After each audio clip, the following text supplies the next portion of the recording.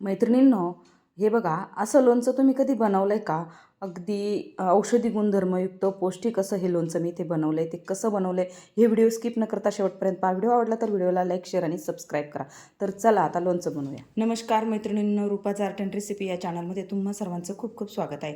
मैत्रिणींनो, आज आपण बनवणार आहोत हळदीचं लोणचं. तर बघा, ही अशी हळद आहे आणि ही हळद मी स्वच्छ धुवून एकदम कोरडी करून घेतलेली आहे. त्यामध्ये कुठलाही पाण्याचा अंश आपल्याला जाऊ द्यायचा नाही. त्यानंतर हे आलं घेतलेलं आहे बघा, असं फ्रेश असं आलं घेतलं आहे. आलंसुद्धा धुवून स्वच्छ करून घेतलं आहे. त्यानंतर हिरवी मिरची घेतली आहे. ही मिरची कमी तिखटवाली आहे आणि ही म्हणजे पोपटी रंगाची मिरची आहे बघा ही, आणि कमी तिखटवाली मिरची आहे. आणि ही मिरची मी घेतलेली आहे. आणि इथे हे 4 लिंब घेतलेले आहेत. 4 लिंबाचा रस लागणार आहे आपल्याला. हळद, हिरवी मिरची आणि आलं. तर आता ही हळद जी आहे याची साल काढून घ्यायची. ही वरची जी साल आहे ही आपल्याला काढून घ्यायची आहे पिलरने. तर आता आपण साल काढून घेऊ. तर मैत्रिणींनो, व्हिडिओत दाखवल्याप्रमाणे आपल्याला आता हळदीची अशी साल काढून घ्यायची आहे. तर आपण पिलरच्या साहाय्याने किंवा सुरीनेही असं हळदीची साल काढून घेऊ शकतो. तर आता मी सर्व हळदीची इथे साल काढून घेते आहे. तर मैत्रिणींनो, मला एक सांगायचं आहे हळदीचे फायदे. तर हळद ही जी आहे ही आपलं पचन सुधारण्यास मदत करते. त्यामुळे हळदीचं सेवन जरूर करावं. आणि ही जी हळद आहे, ओली हळद, तर ह्याच्याने जे संसर्गजन्य रोग असतात ते सुद्धा बरे होण्यास मदत होते. जसं की सर्दी, खोकला. तर तुम्ही सर्दी असेल, खोकला असेल तर दुधामध्ये ओल्या हळदीचा तुकडा टाकून आणि ते उकळून जर ते दूध पिलं तर आपलं जे सर्दी खोकला आहे ते सुद्धा म्हणजे त्यामध्ये बऱ्याचशा प्रमाणामध्ये आपल्याला आराम मिळू शकतो. त्यानंतर जे सांधेदुखी आहे, सांधेदुखीवरती जी सूज येते सांध्यांना, तर त्या सूज कमी करण्याससुद्धा आपल्याला हळदीचं खूप असा उपयोग होतो किंवा हळद उपयुक्त आहे. त्यामुळे हळदीचं सेवन जरूर करा. ही ओली हळद म्हणजे हे सुके हळदीचंच मूळ स्वरूप आहे. ओली हळद आहे ना, तर हे आपलं पचनक्रिया सुधारण्यास मदत करते. म्हणजे पचनामध्ये खूप उपयुक्त आहे. त्यामुळे ओल्या हळदीचं सेवन हे करायलाच पाहिजे. म्हणजे आयुर्वेदिक गुणधर्म असलेली ही हळद आहे. तर याचं अवश्य आहारामध्ये उपयोग करा. जसं की हळदीचं लोणचं असेल किंवा तुम्ही हळद ही असं दुधामध्ये किंवा तुम्ही भाज्यांमध्ये घालूनही आपण घेऊ शकतो आहारामध्ये. तर बघा, अशा पद्धतीने आता मी इथे सर्व हळदीची साल काढून घेते. बघा, आता मी व्हिडिओत दाखवल्याप्रमाणे अशी आपल्याला ही साल काढून घ्यायची. याच पद्धतीने सर्व हळदीची साल आणि आल्याची सालसुद्धा इथे मी काढून घेणार आहे बघा. आणि हे लोणचं आहे ना, अतिशय रुचकर लागतं.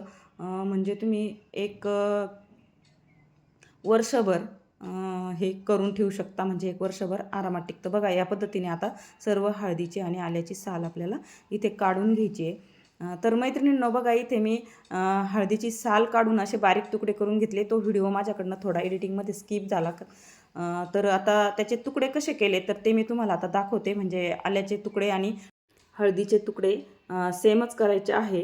म्हणजे बघा, मी व्हिडिओ दाखवते ना त्या पद्धतीने अशी बारीक आपल्याला थोडी लांबट आकारामध्ये कट करून घ्यायची. किंवा तुमच्याकडे जर ना मोठ्या होलाची किसणी असेल तर किसणीने किसून घेतलं तरीही चालेल. पण कसं असतं ना, ते हळद अशी छोटी असते, किसायला थोडंसं हाताला लागण्याची वगैरे शक्यता असते. म्हणून मी काय केलं, सगळे असे सुरीनेच कट केलेत बारीक बारीक. तर या पद्धतीने असं मी सर्व हे कट करून घेतले. त्यासोबत हिरव्या मिरच्यासुद्धा बारीक बारीक तुकड्यांमध्ये कट केल्यात. हिरव्या मिरच्या तुम्हाला अजून जर घालायच्या असेल तरी घालू शकता बरं का मैत्रिणींनो.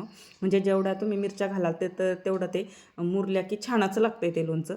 तर तुम्ही असं लोणचं जरूर करून पहा. बघा, या पद्धतीने आता मी हे सर्व आलं इथे कट करून घेते आहे. म्हणजे अगदी आपण म्हणतो ना, अगदी औषधी, गुणकारी, आरोग्यदायी अशी ही हळदीचं लोणचं जरूर करून बघा. आणि कसं झालं आहे ना, ते व्हिडिओ पूर्ण बघा आणि मला कमेंटमध्ये सांगायला विसरू नका. तुमच्या कमेंटने ना मैत्रिणींनो, खरंच मी सांगते, असे छान छान रेसिपी, छान छान व्हिडिओज बनवायला प्रोत्साहन मिळतं. त्यासाठी खूप सुंदर सुंदर छान छान कमेंट करा. आणि व्हिडिओ जर आवडला ना, शेअर करायला विसरू नका बरं का मैत्रिणींनो. तर बघा, आता इथे आलंही कट करून झालेलं आहे. बघा, एका ताटामध्ये मी सर्व आता हे काढून घेतले. हिरव्या मिरची तुकडे पण घेतलेले आहेत. त्यानंतर आता बघा गॅसवरती आपल्याला कढई ठेवायची आणि कढईमध्ये ना आपल्याला 1 ते 1.5 वाटी तेल घालून कडकडीत गरम करून घ्यायचं आहे. अगदी कडकडीत गरम करायचं आहे आपल्याला. तर बघा इथे तेल घेतलं आहे आणि तेल हे अगदी आता मी गरम करून घेत आहे. बघा या पद्धतीने असं तेल आपल्याला गरम करून घ्यायचं आहे. माझं हे घाण्याचं तेल आहे, त्यामुळे त्याचा कलर थोडासा तापल्यानंतर चेंज झालेला आहे. आता हे तेल आपल्याला गार करून घ्यायचं आहे. तेल गार होते तोपर्यंत गॅसवर पुन्हा मी दुसरी कढई ठेवली. त्यामध्ये 2 चमचे बडीशेप घालून घेतली आहे आणि अगदी लो फ्लेमवरती कढई गरम केल्यानंतर लो फ्लेमवरती अगदी एकसारखं हलवत अगदी अर्धा ते 1 मिनिट आपल्याला ही बडीशेप भाजून घ्यायची. थोडासा कलर चेंज झाला की लगेच आपल्याला ही बडीशेप काढून घ्यायची आहे. जास्त भाजायची नाही आहे, तर ती जास्त भाजल्याने कडू लागते जास्त. त्यामुळे एकदम मंद आचेवर भाजायची आहे. त्यानंतर 2 ते 3 चमचे मोहरीची डाळ घेतली इथे आणि मोहरीची डाळही आपल्याला भाजून घ्यायची आहे. तर आता हे भाजण्याचं कारण का, तर यामध्ये थोडंफार ओलसरपणा असेल किंवा जे काही मॉइश्चर असेल ते कमी होण्यासाठी आपल्याला फक्त हे थोडंसं गरम करून घ्यायचं आहे. तर आता इथे मोहरीची डाळ ही भाजून झाली. त्यानंतर 1 चमचा मेथीदाणं घेतलं आहे. मेथीदाणेसुद्धा आपल्याला अगदी मी तर म्हणते गॅस बंद करून गरम कढईमध्ये जरी तुम्ही थोडेसे ते असे परतवलेत किंवा भाजून घेतले तरीही चालतील, कारण ते जास्त भाजले तर कडू होतात. त्यानंतर एका मोठ्या भांड्यामध्ये जी हळद आहे कट केलेली ती काढून घेते आहे. त्यानंतर त्यावरतीच आलंसुद्धा मी काढून घेणार आहे आणि हिरव्या मिरच्या पण आपल्याला त्यातच ॲड करायच्या आहेत, म्हणजे सर्व हे मिक्स करायचं आहे. तर आता हे सर्व मी कट केलेल्या जे पदार्थ आहे, ओली हळद, आलं आणि मिरच्या सर्व एकत्र काढून घेतलेलं आहे बघा. आणि आता आपलं जे बडीशेप आणि मोहरी आणि मेथी आहे भाजलेली ते सुद्धा थंड झाले. तर आता आपल्याला ते मिक्सरला बारीक वाटून घ्यायचं आहे बघा. तर आता हे एकदम थंड करून वाटून घ्यायचं आहे बरं का मैत्रिणींना आपल्याला. आता हे थंड झाले तर आता याचं मी छान असं बारीक पावडर बनवून घेते आहे बघा. या पद्धतीने असं पल्स मोडवर फिरवत फिरवत तुम्ही केलं तरीही चालेल बघा.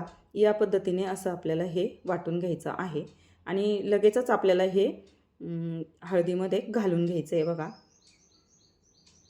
आता मी हे सर्व मिश्रण हळदीवरती घालून घेतलेलं आहे. त्यानंतर पुन्हा अजून आपल्याला 2 ते 3 चमचे मोहरीची डाळ घालून घ्यायची आहे बघा. मी आता डाळही घालून घेतलेली आहे आणि आता हे मिक्स करून घेते, जेणेकरून हे सर्व हळदीमध्ये मिक्स होईल. म्हणजे जे आपण मसाला बनवला आहे तो आणि जी मोहरीची डाळ आहे हे सर्व आपल्याला व्यवस्थित असं मिक्स करून घ्यायचं आहे. आता हे मिक्स करून झालं आहे मैत्रिणींनो. त्यानंतर ह्यामध्ये आपल्याला हिंग घालायचं आहे. तर 1 चमचा हिंग इथे मी घालून घेते आहे. हिंग घातल्यानंतर आपल्याला इथे 1 ते 2 चमचे मी लाल तिखट घातले किंवा तुम्ही तुमच्या आवडीनुसार थोडंफार कमी जास्त करू शकता. त्यानंतर चवीनुसार मीठ घालायचे. मीठ इथे थोडंसं आपल्याला प्रमाण जास्तच घ्यायचं आहे, त्यामुळे लोणचं जास्त दिवस टिकतं आणि म्हणजे खराब वगैरे होत नाही मिठाने लोणचं. तर मीठ घालायचं आणि मुरलं की ते छान टेस्ट येते त्याला, त्यामुळे थोडंसं प्रमाण इथे मिठाचं जास्तीच घालायचं आहे. तर आता मीठही घालून घेतले आणि पुन्हा एकदा व्यवस्थित असं हे सर्व हळदीमध्ये मिक्स करून घेतले, जेणेकरून सर्व मिरची, मसाले आणि मीठ व्यवस्थित मिक्स होईल. त्यानंतर लिंबूचा रस घालायचा आहे. जे आपण 4 लिंब घेतले होते त्या लिंबाचा मी इथे रस काढून घेतला आहे. जवळजवळ 1 ते 1.5 छोटी वाटी लिंबाचा रस निघालेला आहे 4 लिंबाचा. तो आता आपल्याला यामध्ये सर्व मिक्स करून घ्यायचा आहे. तुम्हाला जास्त जर आंबट पाहिजे असेल तर एखादा लिंबू तुम्ही अजून वाढवू शकता. 1 लिंबाचा रस अजून एक्स्ट्रा घालू शकता. त्यानंतर जे गरम करून गार केलेलं तेल आहे ते सर्व तेल आपल्याला या मिश्रणामध्ये घालून घ्यायचं आहे. मैत्रिणींनो, तेल आपल्याला गरम करून एकदम गार करून घ्यायचं आहे, खूप थंड करून घ्यायचं आहे. ते 1-2 तास तुम्ही असंच ठेवा गरम करून आणि नंतरच त्यामध्ये घालून घ्यायचं आहे. तर बघा जवळून दाखवते तुम्हाला. सर्व मिक्स करून झाल्यानंतर किती सुंदर आपलं हे इथे लोणचं दिसत आहे. तसंच ते चवीलासुद्धा अप्रतिम लागतं. तर अशा पद्धतीने हे लोणचं इथे मी बनवलेलं आहे. आता एका बरणीमध्ये आपल्याला हे साठवून ठेवायचं आहे. अगदी धुवून कोरड्या केलेल्या, म्हणजे उन्हात सुकवून वगैरे घ्यायच्या बरण्या. तर अशा कोरड्या केलेल्या बरण्यांमध्ये हे लोणचं आपल्याला भरून ठेवायचं आहे. आणि लोणचं भरून ठेवल्यानंतर या बरण्या तुम्ही 1 दिवस उन्हात ठेवल्यात तरी चालतील, किंवा जर तुम्हाला उन्हात नसेल ठेवायच्या तर तुम्ही 8 दिवस ह्या बंद करून ठेवा. फक्त रोजच्या रोज त्या बरण्या आपल्याला अशा हलवायच्या आहेत, म्हणजे जे तेल असतं खाली असं साचलेलं, तर ते पूर्ण असं मिक्स झालं पाहिजे. त्यामुळे त्या अशा रोज हलवून घ्यायच्या आहेत आणि या पद्धतीने हे लोणचं असं तयार होतं. 8 दिवसानंतर मुरल्यानंतर हे लोणचं अगदी छान लागतं, भन्नाट चव लागते. आयुर्वेदिक लोणचं कसं वाटलं तुम्हाला नक्कीच मला कमेंटमध्ये सांगा. चला भेटू अशाच एका नवीन रेसिपीसोबत. तोपर्यंत बाय.